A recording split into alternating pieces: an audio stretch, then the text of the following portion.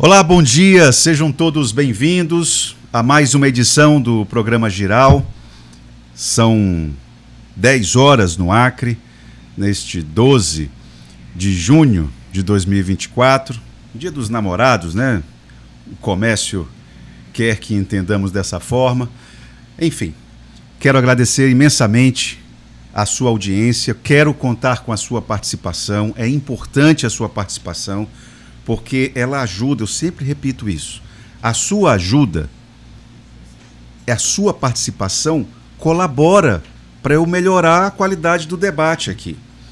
Você sabe, nem sempre nós temos uma pergunta fantástica no bolso para poder oferecer aqui no Giral, nem sempre temos um raciocínio ali tão lúcido, e às vezes você que está aí acompanhando tem isso. Às vezes você tem a história do que está sendo debatido aqui.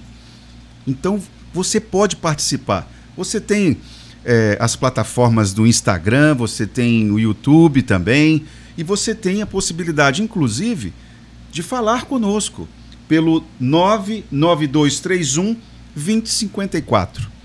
Fale conosco. Já tivemos nas edições anteriores participações por telefone. Elas foram muito produtivas, foram polêmicas algumas, é assim mesmo, tá bom? Eu quero que você participe, eu quero que você contribua para o debate. Bom, eu preciso dizer que esse programa, o Programa Giral, é um projeto novo e ele só é possível por conta do apoio de algumas empresas, não é? Então aqui eu tenho a colaboração da Atos Engenharia, correto? Quem trabalha com projeto de energia placa solar, pessoal da Atos Engenharia, a Center Outdoor, não é isso? Center Comunicação, me ajudem aqui, Roberta. Além da Center, qual que tem mais? Tem a PZE Uniformes, e nós temos, claro, a Rio Branco Filmes, correto? Então, por conta da participação dessas empresas, da ajuda dessas empresas, é que o programa Giral consegue ir ao ar, tem conseguido ir ao ar todas as quartas-feiras. Perfeito?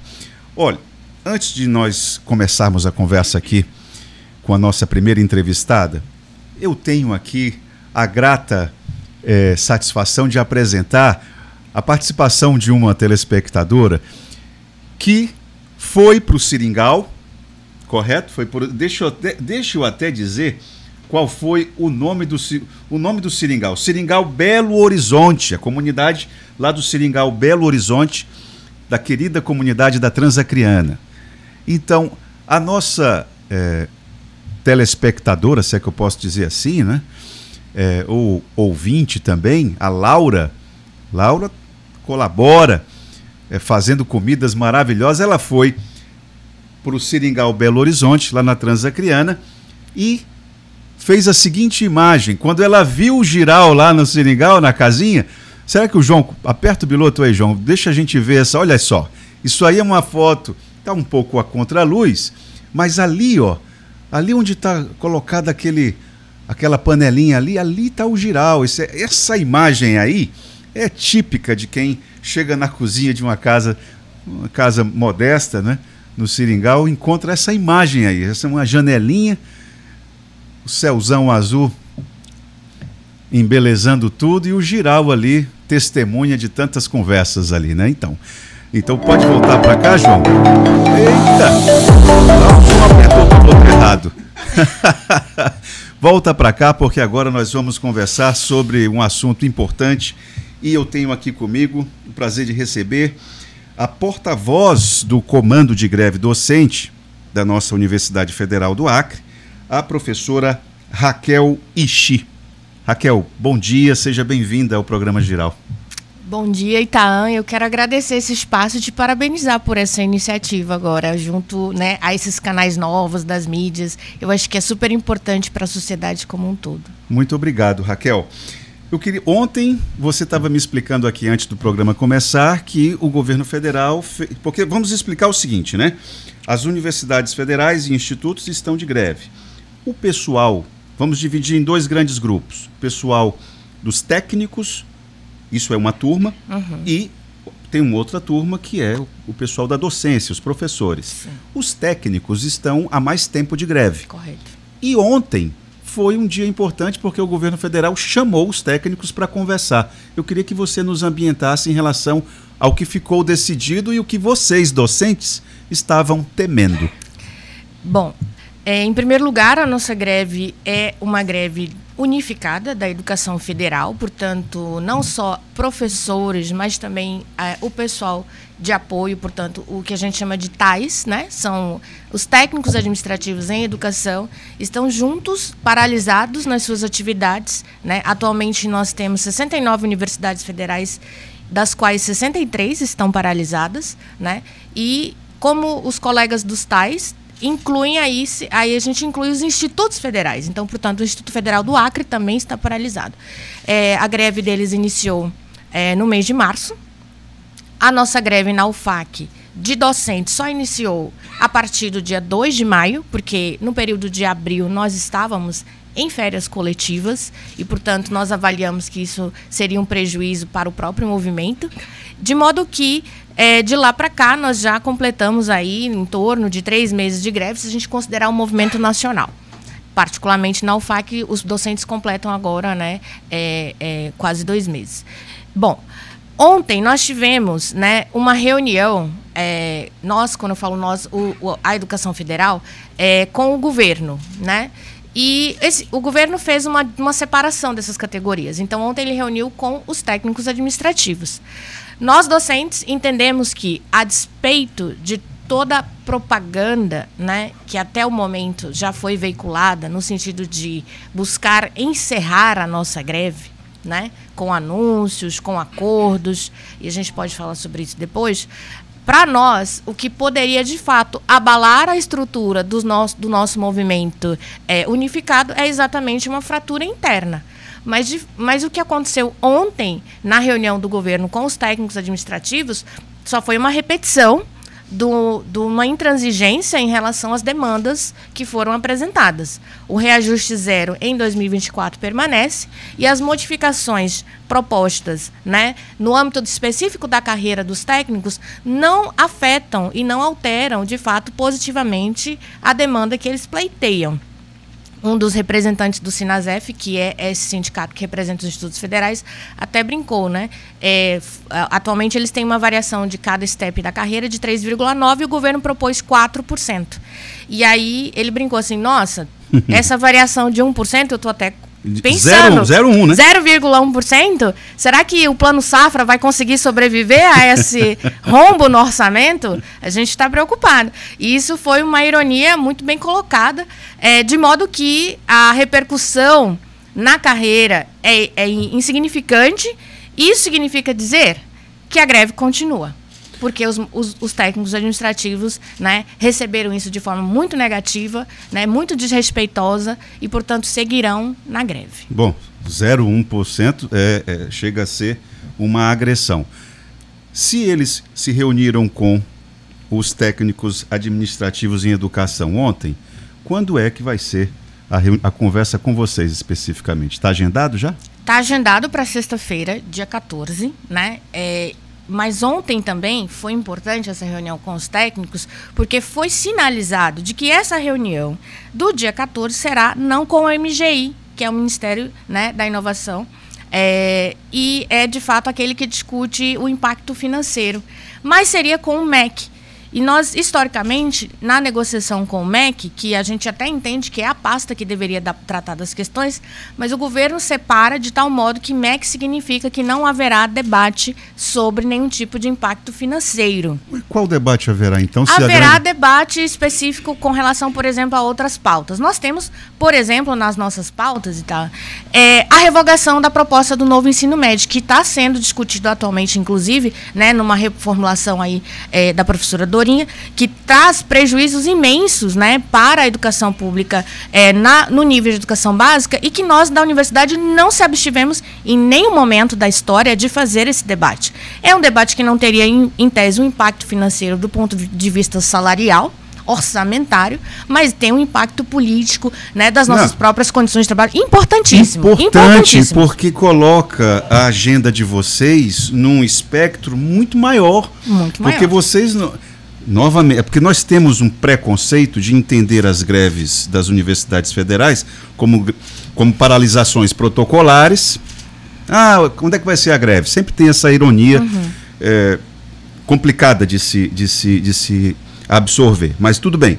Mas o que vocês estão colocando é que vocês estão com uma agenda que estão preocupados com o ensino público de uma maneira geral, né? Para que o aluno, quando sai do ensino fundamental, médio, quando chegue na Universidade Federal, tem outras referências, né? Isso. Outras referências, inclusive para você ter uma ideia, nós nos mobilizamos e dividimos no nosso sindicato em vários grupos de trabalho. Então, nós temos grupos de trabalho que discutem a pauta de inclusão, a pauta relacionada às comunidades LGBTQIAPN+, o racismo estrutural. Nós discutimos, por exemplo, o debate orçamentário do PIB da educação. Hoje a gente não chega a 3%, né, sendo que 51% do nosso PIB vai para pagamento da dívida. Portanto, nós temos uma ampla pauta que pensa a educação pública de uma forma ampla, realmente. Na quinta-feira, agora, na nossa Assembleia de Greve, nós teremos uma segunda Assembleia temática. A primeira nós discutimos o hospital universitário, e a segunda agora vai discutir, por exemplo, essa onda de militarização que está acontecendo no país, em vários estados, né?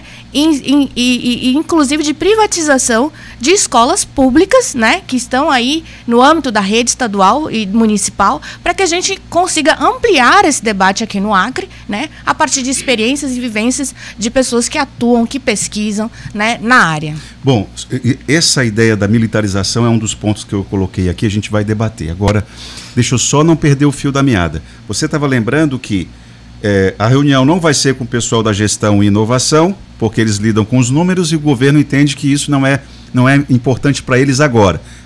Vai colocar o MEC para vocês, que tem essa outra parte da agenda, né? Que lida com outras questões que não a questão orçamentária. Correto. Eu queria que você colocasse para a gente o que vocês estão exigindo de reposição salarial especificamente, qual o percentual que vocês batalham? Certo. A gente fez um cálculo quando, em janeiro do primeiro ano, né, do governo Lula, do ano passado, nós protocolamos uma pauta de reivindicações. E nessa pauta já dava conta de que haveria uma necessidade de se pensar a recomposição salarial, que corresponde às perdas salariais ocorridas nos últimos anos, né, especialmente nos últimos 6 anos, na ordem de 30%. Ano passado, o governo concedeu um reajuste, né? Não é aumento de salário, é bom 9%, sempre. 9%. De modo que os 21% restantes, o nosso sindicato propôs parcelar em 3 anos: 2024, 2025 e 2026.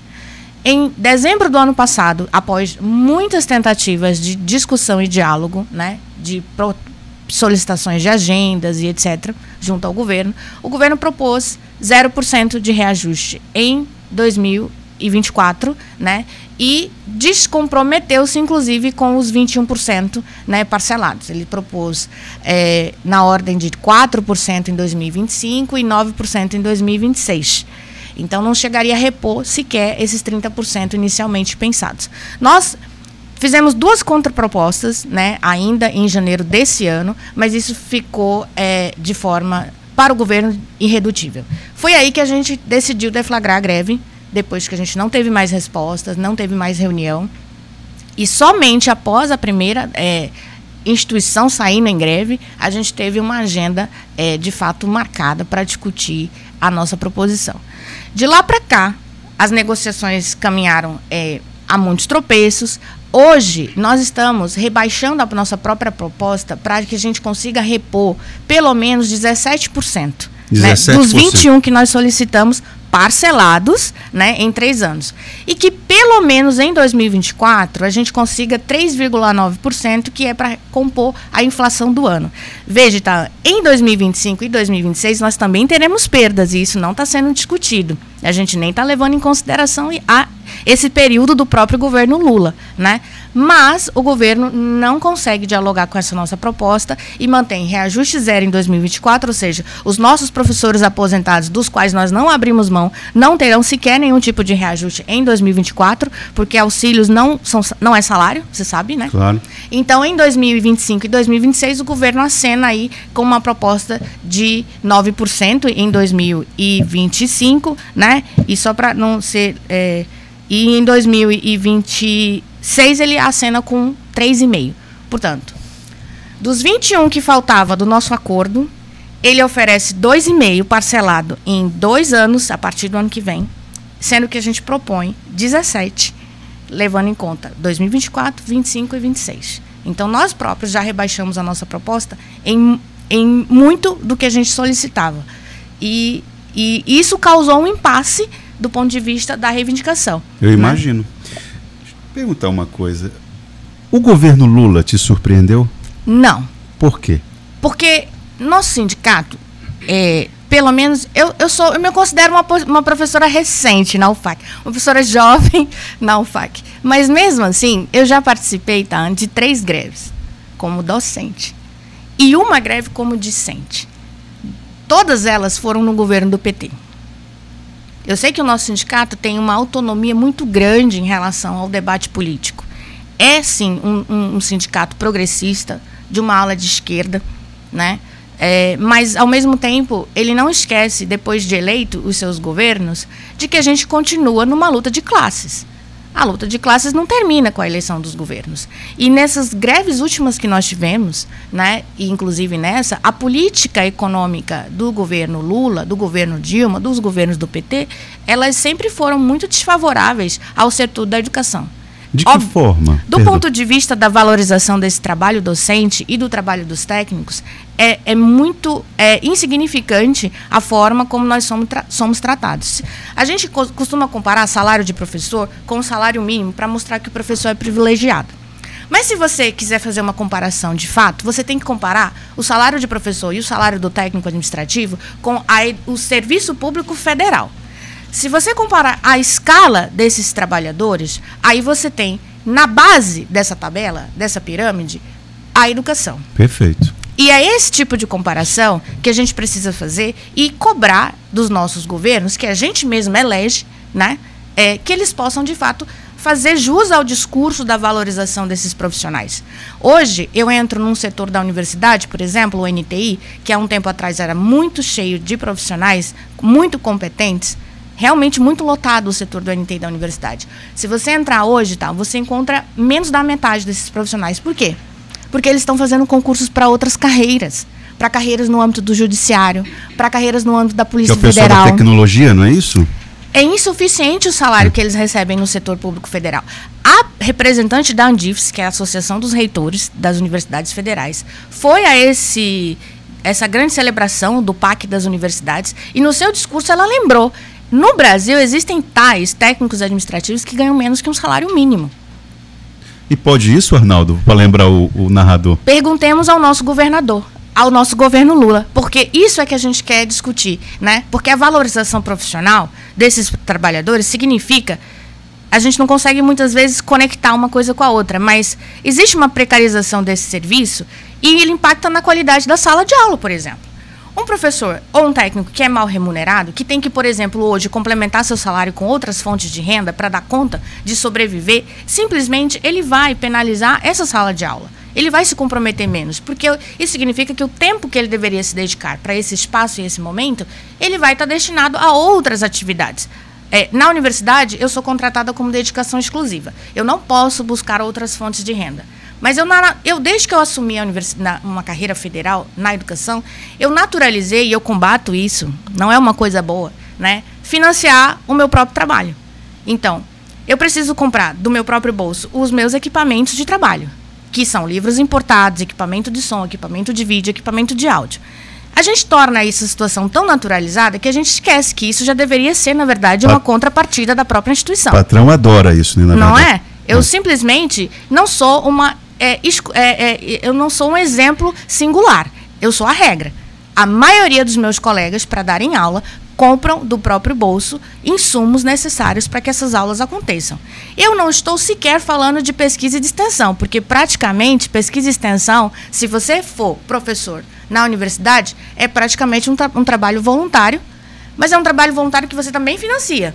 Se eu quiser aprovar um trabalho, se eu tiver um trabalho aprovado num congresso nacional ou internacional, a universidade, 90% das vezes, ela não me financia para fazer essa exposição. Eu tenho que pagar do meu bolso. Se for da área de humanas, então, hein, Raquel? Porque os editais de pesquisa nacionais, eles privilegiam, né, áreas que não são de humanas. Exatamente. O próprio presidente Lula já deu declarações infelizes a respeito disso. Eu vou aqui querer saber de você o seguinte, nos debates com o pessoal de outras universidades, quando você chega lá em Brasília, nos ministérios, eu imagino que você já deve ter levado a seguinte pedrada no ouvido. Mas, professora, você teve aí durante 4 anos um presidente que entendia que as universidades tinham plantações de maconha, que vocês produziam balbúrdias.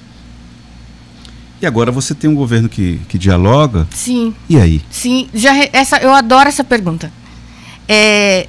Principalmente porque nós estamos fazendo uma greve hoje num contexto de redes sociais, nós não tínhamos isso na última greve, né? Era muito incipiente, era muito no volume e intensidade que nós temos hoje. Então, essa sua pergunta foi super gentil, mas geralmente a gente recebe comentários nos nossos posts de Instagram do tipo, o amor não venceu?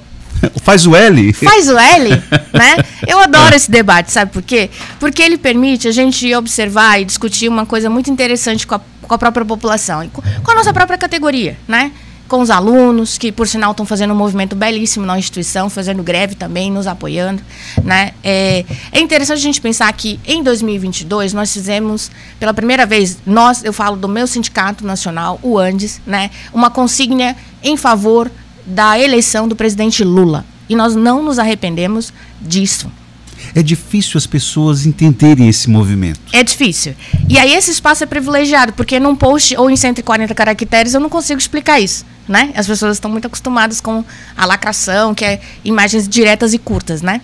Mas o fato é que em 2022 nós fizemos uma escolha, nós fizemos um pacto, e se hoje nós tivermos que ser convocados para fazer essa escolha, nós faríamos novamente. Nós reposicionamos o debate político no campo democrático a partir de uma eleição. E ali nós ganhamos uma eleição. E isso é muito importante que seja dito. O bolsonarismo não se acabou depois que a eleição acabou, né? E nem a luta de classes, né? Essa que não vai acabar mesmo. Então, o nosso governo Lula, assim como em momentos anteriores da sua trajetória, também recebeu greves desse nosso sindicato, e com as mesmas críticas às pautas econômicas de priorização de pagamento da dívida pública, ao invés de priorização do que foi já aprovado no Plano Nacional de Educação, uma época que foi os 10% da educação para o PIB. Essa nossa crítica não morreu na eleição passada, né? Ela permanece muito viva. E só para reposicionar um pouco o período do ex-presidente Bolsonaro, se você observar, nós fazemos, num movimento em que temos um presidente novo eleito, o nosso sindicato ele trabalha de uma forma muito democrática, porque ele considera muito as assembleias de base, de todas as instituições. Nós temos uma central, que é em Brasília, mas tem as outras universidades, que são as ADs, as associações docentes. Para deflagrar uma greve da educação, a gente leva pelo menos 1 ano e meio. Veja. Um ano e meio? Porque a gente está... No primeiro ano do governo eleito, a gente protocola uma pauta. A gente fez isso no governo Bolsonaro e fez isso no governo Lula. Depois disso, a gente começa a fazer mobilizações e manifestações e proposições e paralisações, até que a gente, no segundo ano, no nosso Congresso, a gente tem que propor a deflagração de uma greve e aprovar no Congresso a deflagração de uma greve. Esse congresso acontece no início do segundo ano e é aprovada uma deflagração de uma greve, tendo em vista o histórico de situações complicadas, de ausência de diálogo, ela acaba acontecendo no final do segundo semestre, do primeiro semestre do ano seguinte. Em se tratando de governo Bolsonaro, a gente esquece 2 anos de pandemia, né? No primeiro ano, em 15 de maio, a gente teve o que a gente chamou no primeiro ano do Bolsonaro, o tsunami da educação. Paralisações em todo o país. Quando eu não podia estar no Acre, que eu estava em trabalho em congresso, eu participava dessas mesmas manifestações nacionais em outras cidades. Uma delas eu participei em Belém. Foram manifestações gigantescas. As pessoas paralisando mesmo as suas atividades. O movimento estudantil todo na rua puxando debates em relação à priorização da educação. Esse era o nosso preparatório para uma grande greve no segundo ano de Bolsonaro, não tenha dúvida. Mas veio a pandemia. E vou dizer para você, nós chegamos a fazer reuniões online, porque já estávamos em pandemia, para debater a greve. E aí os professores, eu acho que tiveram uma posição muito acertada em não propor uma greve online, em não propor aglomerações e paralisações e manifestações públicas, porque nós tínhamos uma questão primeira, que era de saúde pública. De saúde pública. Então, isso explica muito do que foi esse período para nós, né, de reivindicações, de manifestações. Eu não consigo explicar isso em 140 caracteres. Você precisa de mais tempo.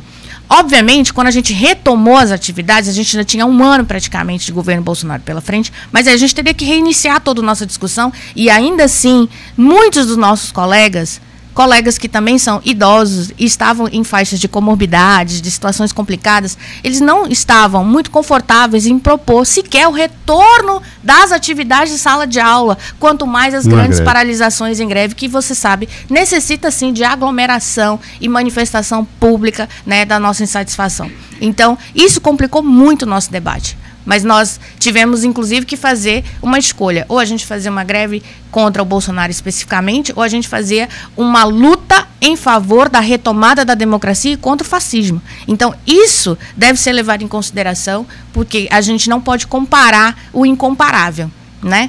Você pode comparar um governo do Fernando Henrique com o governo Lula para discutir o que o sindicato fez. Fez greve nos dois, inclusive o Fernando Henrique cortou nosso ponto, né? Mas em relação ao Bolsonaro, eu acho que é uma linha que está fora da curva, né? E que a gente tem que repensar como é que a gente compara. Nesse aspecto, então, já que você, pela sua retórica, pelo aquilo que você, sua sequência de raciocínio, o governo Lula acabou acumulando algumas coisas que não foram resolvidas no governo Bolsonaro por questões óbvias, né? Situações óbvias, inclusive a questão da pandemia. Agora, você entende esse governo Lula 3 está sendo pedagógico no aspecto da educação? De que forma? O governo Lula 3, ele mantém, na nossa opinião, uma visão de educação federal, inclusive repete estratégias de desmobilização das nossas reivindicações, que é, por exemplo, negociar com uma entidade pouco representativa chamada Proifes, né, e exclui o nosso sindicato, que é de fato quem nos representa, e nesse sentido ele não surpreende, né? Então, quando nós fizemos o voto em Lula, é sem ilusão, nós fizemos uma escolha. Aliás, é um governo Lula-Alckmin, né? Então, a gente não pode dizer que é uma chapa puro sangue da esquerda brasileira. Não, longe disso. Né? Você escolheu Lula para continuar a luta, né? Então é isso. Né? Então, assim, reposicionar, como eu falei, para um campo democrático, a gente, por exemplo, não vá. Eles podem ter estratégias para não nos receber, para protelar a luta. Isso a gente não está acostumado. Agora, se a gente estivesse num governo Bolsonaro, talvez a gente tivesse sido recebida como o Tarcísio recebeu os estudantes em São Paulo, né, com a polícia militar. Então, essa é a diferença que a gente tem que, quando reposiciona o debate democrático, da gente poder fazer a crítica e poder entrar em greve, né, e poder discutir como é que a gente está precarizado hoje, atualmente, por conta dessa herança que nós tivemos, mas também agora por conta das próprias escolhas do governo federal. Por exemplo, por que a gente tem reajustes para categorias como a Polícia Rodoviária Federal, como a Polícia Penal, como a Polícia Federal, em 2024, e não tem para uma categoria como a nossa, que é da educação pública, né, que se diz a grande prioridade, né, para salvar a nação nesses momentos dos discursos políticos. Então, o debate nunca foi tão financeiro, o debate é sempre político, né? O debate é sempre político, então são escolhas que esse governo poderia fazer diferente, e nesse caso ele faz igual aos seus mandatos anteriores, né? E isso não mudou. E para nós, essa estratégia, ela se vê, né? Ela se encontra aqui conosco de uma forma até repetitiva. Ela não tem surpresa nessa situação. O que nós temos de surpresa agora é um contexto diferente. São pessoas diferentes. Hoje, por exemplo, uma greve estudantil na UFAC, quando foi que nós tivemos? Né? Em 1984. Esse contexto é muito diferente. Enquanto o governo já tentou 2 vezes encerrar a nossa greve, assinando um acordo com uma entidade legítima, anunciando a recomposição do orçamento, que a gente pode discutir o que foi essa recomposição, para desmobilizar e para chamar os reitores para o seu lado, a gente tem, por outro lado, universidades que estão entrando em greve agora. O nosso movimento está tão forte de uma indignação acumulada que ele continua ascendente. Em nenhum momento você tem, né, essa curva descendo e desmobilizando a categoria. Pois é, das 69 instituições, 63 estão em greve. 63. Eu confesso que eu não... fazia tempo que eu não via uma mobilização tão forte, tão coesa, né? Agora, você falou dos estudantes. Eu queria, antes de chamar o intervalo, eu queria dar uma refletida a respeito disso. Me surpreende também uma parte dos estudantes aderir à greve, porque eu juro a você, eu vejo a rotina dos estudantes da UFAC, muitos preocupados com... Porque entrou em moda, de uns tempos para cá, aquela questão aquele instrumento das atléticas, que me parece algo fantástico, mas foca em 2 agendas. Ou é festa ou é esporte. Que são 2 coisas muito bacanas. Mas esquece um pouco da política. Uhum. E quando se fala numa discussão de política naquele meio ali, parece que você fica, é um bicho estranho. Uhum. Como é que... Não te surpreendeu, não, essa greve mobilização dos estudantes nesse aspecto? Me surpreendeu também. As atléticas é um movimento que já não é novo, né, na história das universidades, né, mas quando ela surge aqui, ressurge na UFAC, né, ela ressurge com essa perspectiva que tenta dissociar um pouco o debate político, sendo que, historicamente, as atléticas deveriam estar vinculadas aos centros acadêmicos. Isso. Né? Dentro de um debate político, de reivindicações, de mobilização, de representação estudantil de cada curso.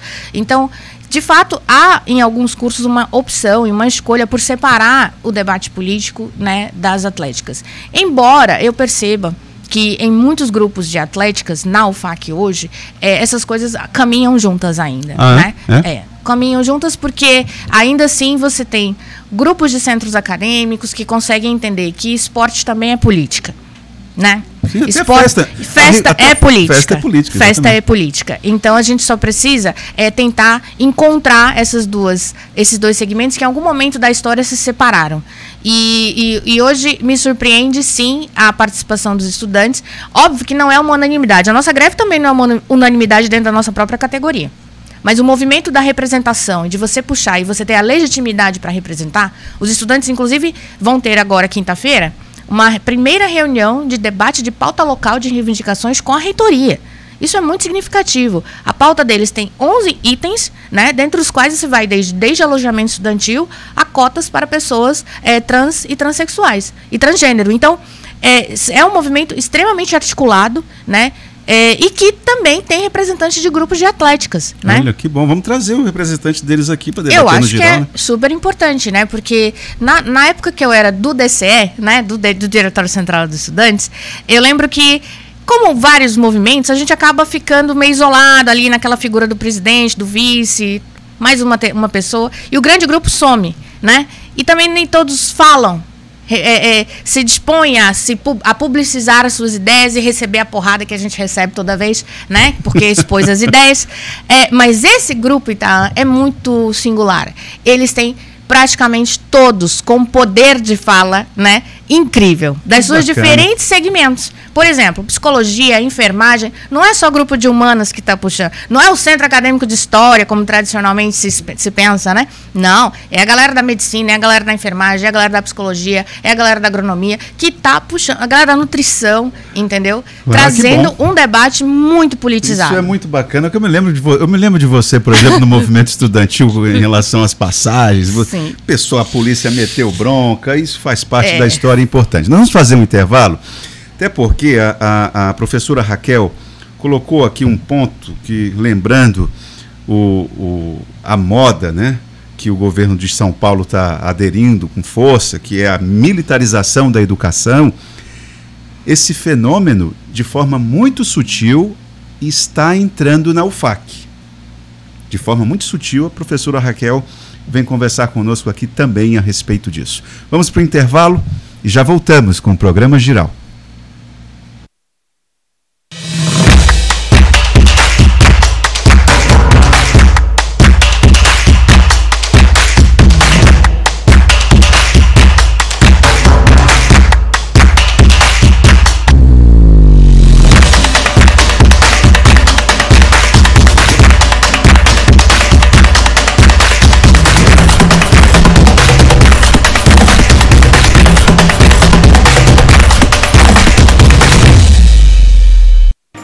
Chega de ficar pagando valores altos na sua conta de energia. A Atos Engenharia Elétrica, em parceria com as lojas Gazin, traz para você o consórcio de energia solar. Com esse consórcio, você pode adquirir a sua geração de energia solar com parcelinhas que cabem no seu bolso e ainda economizar na sua conta de energia. Entre em contato com a Atos Engenharia ou vá em uma das lojas Gazin e saiba como adquirir o seu consórcio. Quando for contemplado, a Atos Engenharia instala as suas placas solares e já começa a sua economia. Saiba mais pelo número 99226-8476. Atos Engenharia, a solução e economia que você precisa em energia elétrica.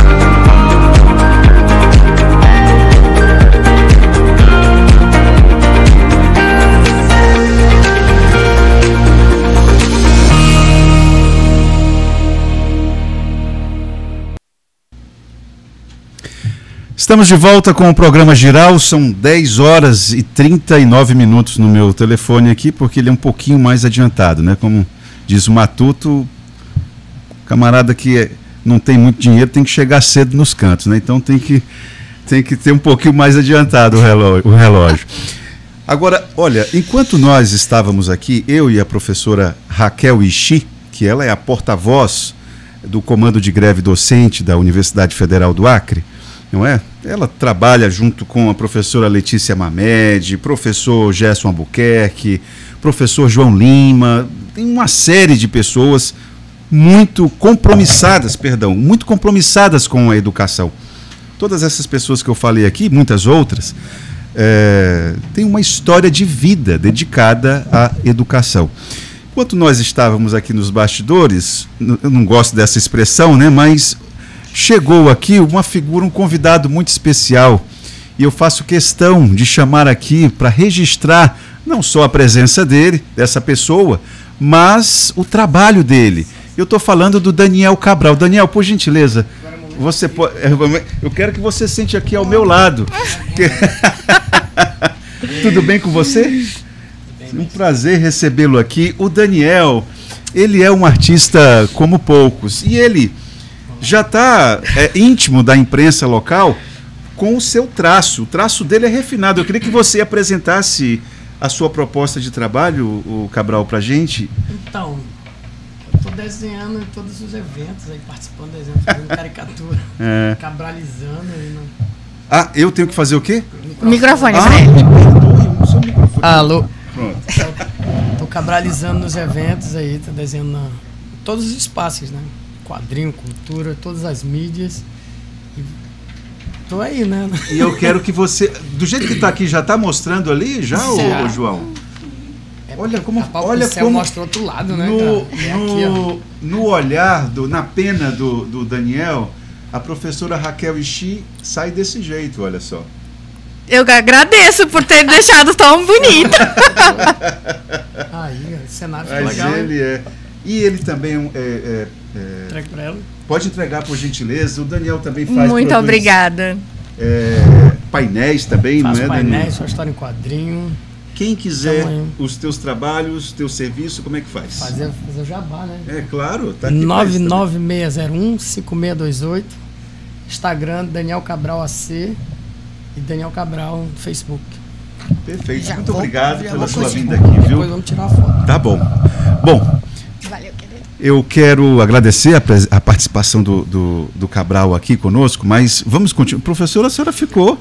Você viu? Não, eu acho que Nossa. eu acho que tá dialogando. Né? Não, tá rolou um upgrade aqui. Professora, militarização da educação. Ficamos durante os 4 anos do presidente Jair Bolsonaro, isso foi uma constante na retórica governamental, em todos os níveis. Todos os níveis. Isso foi um bicho que o governo Lula não conseguiu retirar da agenda pública? Como é que está isso? Pelo que a gente está vendo nas manifestações em alguns estados, por exemplo, a própria situação agora que o Paraná está vivenciando com a privatização dos serviços de educação básica, né?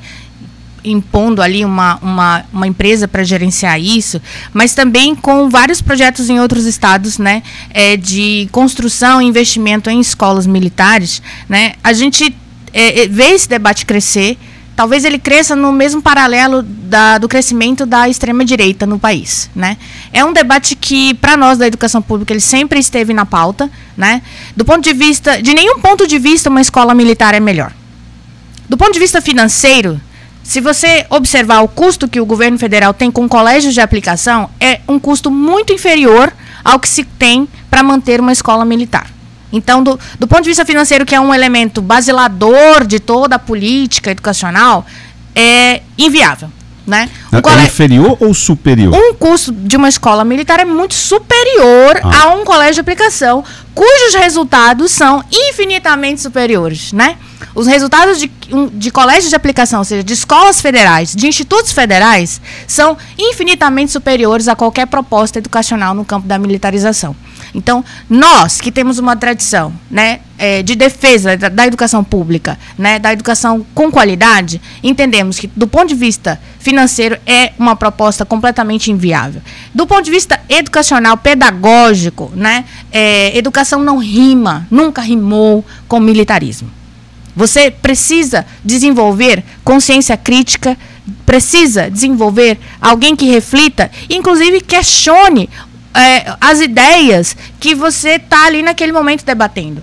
Questione a si próprio, questione o outro. Uma frase freiriana, né? Que aprenda a desobedecer. A proposta de uma escola militar é o contrário. Disciplina, né? Obediência. E essa ideia de disciplina, professora, essa ideia de disciplina no campo militar, querendo migrar e contaminar o ambiente da disciplina acadêmica, que afinal de contas é necessário sim, uma disciplina, ter método de estudos, enfim. Há uma calculada contaminação, né? Exato, é um discurso muito sedutor, porque a gente gosta de falar da educação, mesmo não sendo da área da educação, todo mundo vira muito perito, né, nesse debate, mesmo não tendo nenhum tipo de formação para isso, mas o fato é que a ideia de ter uma ordem, um ordenamento, conter os ânimos, né, e que isso é sinônimo de qualidade, né, é muito forte. Para você desmontar isso é muito difícil, né? As pessoas vinculam rapidamente a ideia de disciplina e de ordem que a escola militar promoveria, por exemplo, como redução da violência, né? E não necessariamente há uma correlação em relação a isso, né? E a gente tem que debater com com setores da educação, com setores do governo e com setores da sociedade para mostrar que você ter rigor e disciplina para estudar, para ter um método, para ter organização no seu aprendizado, para que você não faça uma aprendizagem tateante, né, como diz também Paulo Freire, né, que você vá sabendo quais são os objetivos pedagógicos de cada uma das suas aulas, você não precisa, por exemplo, tolir liberdade de expressão, liberdade de informação, liberdade de opinião, né, porque junto com a escola militar você tem também a ideologia, né, relacionada a uma supressão de liberdade de expressão e de pensamento, né? Então você vai propor dentro de uma perspectiva ideológica, revisão do que foi o golpe militar, né? Revisão da história, uma perspectiva de rediscutir a história num viés que interessa, que serve a determinados interesses. A escola militar, ela vem com vários problemas no seu bojo. Agora, você, professora, lembrou o professor Paulo Freire, seu colega, e eu vou me lembrar aqui uma entrevista que ele deu faz muito tempo. E ele falando, porque essa comunidade que você está dizendo, que está inserida, a comunidade escolar, inserida num bairro completamente dominado por violências outras. Bom, ele lembrava, o professor, dizia o seguinte, ele participou de um evento em que um dos pais levantou o dedo e o professor Paulo Freire lembrou dessa conversa para dizer que aquele pai tinha muito mais consciência de classe do que ele, Paulo Freire. Porque o pai levantou o dedo e disse assim, mas professor, o senhor certamente mora numa casa solta dos dois lados. Essa expressão é muito nordestina, para dizer que a casa era uma casa agradável, uma casa com varandas, né, rodeada de varandas. O senhor, quando chega em casa, o senhor tem comida, o senhor tem o que vestir, tem um bom sofá e etc. Quando nós aqui, que estamos aqui, nós pais estamos aqui, o cenário é bem outro. E aí o professor Paulo Freire lembrou dessa conversa para dizer que aquele pai tinha mais consciência de classe do que ele, e de que aquelas propostas que ele estava levando não dialogavam com o cenário daquela comunidade. Estou lhe falando isso, lembrando essa entrevista antiga, para que a gente possa dizer o seguinte, as comunidades, os pais estão desesperados, professora, nesse aspecto, não é? Assim, sendo muito prático e talvez até muito superficial, mas eles estão desesperados no que se refere à segurança dos filhos. E entendem que aquele uniforme que parece um robô, a pessoa cantar o hino nacional, aquele ritual militarizado, aquilo é educação. Como é que a gente desconstrói isso? Bom, vamos tentar fazer uma comparação, por exemplo. Toda vez que no Rio de Janeiro a gente está próximo de eleição, governadores do Rio gostam de propagandear, por exemplo, intervenções militares nas favelas. Por que eles fazem isso? Porque eles atribuem a sua política de segurança, que na verdade é uma ausência de política de segurança, a um diálogo com uma população que quer o fim da violência. Inevitavelmente, esses governadores, eles sabem que essa população enxerga na polícia uma ideia de fim da violência. Sim. Né? Mas você e eu sabemos que não é com intervenções policiais nas favelas que a gente resolve o problema da violência. Se fosse, né? Seria tão fácil, né? Mas os governadores sabem que a população dialoga com esse símbolo da disciplina, da farda, da obediência, da disciplina, como solução para os problemas que eles vivenciam, né? Essa população que está ansiosa, né, pela solução, pela qualidade, pela segurança, pela educação, né, ela está dialogando com uma simbologia que os governos aproveitam, né, para fazer uso, para poder implementar suas políticas que servem aos seus interesses, obviamente, eleitoreiros, né? Você tem uma perspectiva de trabalhar com o medo e com o anseio da população, né, dialogando com esses discursos que são muito fortes, mas você sabe, e esses governadores sabem, que ao invés de dispendiar recursos e pessoal, né, em propostas que são comprovadamente, por números e por estudos, falhas do ponto de vista dos resultados, eles poderiam destinar esses mesmos recursos para manter as mesmas escolas que já existem ou ampliar os seus quadros de funcionários das escolas que já existem. São escolhas políticas que dialogam muito bem com os anseios da população, que são completamente legítimos. Ninguém aguenta mais insegurança, falta de educação, falta de saúde. E aí você, ao longo de um tempo, precariza tanto esses serviços, né, de tal maneira, com a desvalorização profissional, com a falta de condições de trabalho, né, que a própria população diz, realmente não funciona, mas a precarização não nasceu com a árvore ou caiu da chuva, ela foi um projeto. Né? Existe uma certa receita que precariza, diz que não funciona e depois vende para a iniciativa privada porque ela vem como salvadora da pátria. Então é isso que funciona. Exato. Só para citar um exemplo. De que forma as universidades federais podem se blindar desse movimento também? Porque parece que também estão querendo entrar nas universidades federais, né? Nas universidades, eu particularmente eu desconheço assim, movimentos para pensar a militarização dentro de um campus ou dentro de um curso. O que eu tenho completa consciência de que a onda militarizada é muito mais forte na educação básica atualmente. Realmente está ganhando um corpo muito grande, está chegando a um âmbito que a gente pode acender vários alertas, né? E que a gente deve ouvir a universidade, escutar as pessoas que estão diuturnamente discutindo educação, porque fazem isso como profissão. Eu acho que a universidade, muitas vezes, na tomada de decisões políticas, ela é negligenciada, ela é esquecida.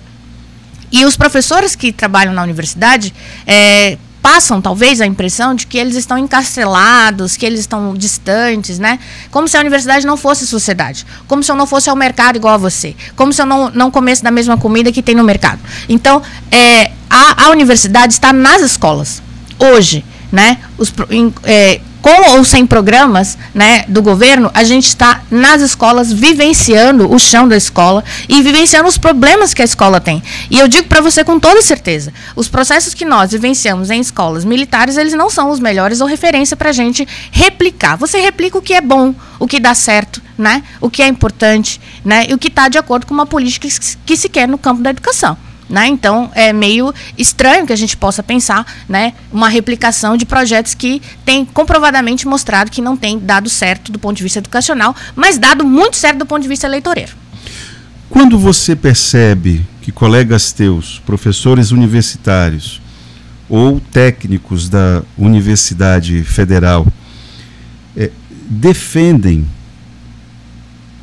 pensamentos como o do ex-presidente Jair Bolsonaro, você entende isso de uma forma mais natural, porque a universidade está dentro de uma sociedade que a sociedade está desta forma, então a universidade não poderia ser diferente. Mas eu insisto com a pergunta, não dava para ser diferente, não? A gente quer, e acho que o Paulo Freire também, né? Todos os bolsominions, né, devem estar adorando. Toda hora a gente fala de Paulo Freire aqui, né? Virou uma época, eu lembro que durante o governo Bolsonaro, a gente falava do nome de Paulo Freire e rapidamente os alunos que eram opositores a todas essas ideias, embora sem ter lido um livro de Paulo Freire, né, também questionavam. Então, eu tenho alunos, eu tenho professores colegas, você também tem familiares que encontram na figura do bolsonarismo eco para os seus anseios que já estavam ali em alguma medida e só encontraram espaço para serem expressados. Eu acho que a diversidade de pensamento, ela é muito importante para a universidade. E eu não quero que todos os professores, meus colegas, pensem igual a mim. Eu não gostaria que todos os meus alunos pensassem igual a mim. Eu gosto muito do conflito, entendo que o conflito de ideias, ele promove, sim, outras possibilidades de pensar e de deslocar. Obviamente que você tem que analisar que algumas ideias, elas são, em si, muito contraditórias quando você tem profissionais, por exemplo, servidores públicos contra o serviço público, né? Eu acho assim uma falta de coerência, para dizer o mínimo e manter o decoro, né? Na verdade, o professor, aquela pessoa que tem muito hoje, né, que defende a privatização e não tem dinheiro para pagar um hospital particular, né? Então, querido, essa pessoa, ela está presente na minha sala de aula e ao meu lado como colega. E eu tenho pessoas da minha família também. Então, não é só uma incoerência, né, de um colega professor, professora, servidor. Essa incoerência a gente vê em toda a sociedade. Porque quem já dizia isso, né? Paulo Freire. Quando a educação não é libertadora, o desejo do oprimido é virar opressor. Então, embora ele tenha uma condição de classe social, né, que não coloca na posição de ter pensamentos como esses, de privatização, de antisserviço público e etc., né, ele quer e almeja, né, estar no topo de uma pirâmide, né, desenvolvendo e reproduzindo essas ideias, mas ele não tem condição. O que lhe falta é consciência de classe. Professora Raquel Ixi, porta-voz do Comando de Greve da UFAC, só para finalizar, que já tem pouco menos de 5 minutos, perspectivas em relação à greve, a finalização dessa greve, me parece que eu não posso ser muito otimista, né? Eu não quero estar em greve. Eu não gosto de estar em greve, porque a gente está sendo muito penalizado também como professores. Os meus trabalhos, as minhas atividades, elas estão comprometidas. A gente tem é incansável o trabalho durante um processo de greve de quem está à frente. No entanto, a gente só sabe quando começa uma greve. Quando termina, a gente não sabe. Mas é importante dizer que o ato de terminar uma greve é um ato que é da classe trabalhadora. Portanto, tentativas de desmobilizar, tentativas de dar fim à greve, como diuturnamente a gente tem visto na imprensa, né? Governo faz isso para pôr fim à greve, governo faz aquilo para pôr fim à greve. Essa é uma decisão que vai ser nossa, discutida amplamente pela base, né? Pelas nossas assembleias, que toda a sociedade está convidada a participar, para que a gente possa conjuntamente decidir os rumos dessa greve. Eu espero que ela seja breve, sim, porque a gente tem, sim, penalizações cotidianas. Mas eu digo para você com muita clareza, então, se não fosse a greve hoje, lutando pela recomposição dos orçamentos das universidades, as universidades paralisariam, inevitavelmente, antes do fim do ano, por falta de luz, por falta de limpeza, por falta de alimentação. Então, é graças a essa greve, inclusive, que hoje nós estamos fazendo, que boa parte desse orçamento já está sendo recomposto. Aliás, o governo Lula já deu ali um recurso a mais, que inclusive foi anunciado aí essa semana pela reitoria da UFAC. Eu queria agradecer imensamente a participação aqui do professor Moisés Lobão. Ele diz o seguinte: bom dia, continuamos firmes. O professor Moisés Lobão é outro militante da causa da educação. Disciplinado e de uma elegância, de uma paciência danada. Continuamos firmes na luta em defesa da universidade pública, gratuita e de qualidade e socialmente referenciada. O Shelton Souza, bom dia, continuamos na luta. O Danilo Rodrigues, Rúbia de Abreu Cavalcante, Joeli do Rio, Tiago Andrade. Tem mais pessoas aqui, deixa eu ver aqui, a Roberta está me passando aqui alguns... Tem algum comentário? José Elisiário de Moura, bom dia. A educação é um veículo de reflexão e de formação de sujeitos, diz ele. Hamilton Queiroz também presente. Tem mais aqui, o Marilson Maia, meu colega, Laureana, a Laura, Alcicleia Souza, o Shelton Souza. Quero agradecer imensamente a todos vocês pela participação e pela audiência. Professora Raquel, eu queria que você se sentisse já convidada novamente a estar aqui no Giral, para que nós possamos colocar esses problemas aqui em outros termos, né? Será que eu posso alimentar essa esperança, né? Podemos. Eu queria estar aqui falando da minha pesquisa, como que a gente tem um discurso colonial científico que narra a Amazônia. Eu queria estar falando sobre o ensino e aprendizagem de inglês. Eu estou aqui falando para vocês sobre a nossa greve, sobre a luta pela educação federal, e é parte de tudo isso. Então, aceito completamente o convite para estar aqui em outros momentos, seja para falar de greve, de educação pública, seja para falar do que vocês acharem importante. E a universidade está super aberta a esse espaço. É um espaço importantíssimo para a gente ter tempo de esclarecer coisas que muitas vezes a gente não consegue. Né? Me parece que nós, pelo menos eu acho que foi pedagógica a sua explicação. Só queria, para finalizar, você tem mais alguma coisa que gostaria de dizer e que não disse em relação ao movimento? Não, em relação ao movimento, a única coisa que eu gostaria de falar é que os meus colegas do Colégio de Aplicação, eu sempre tenho trazido muito essa pauta, porque localmente nós também temos uma pauta.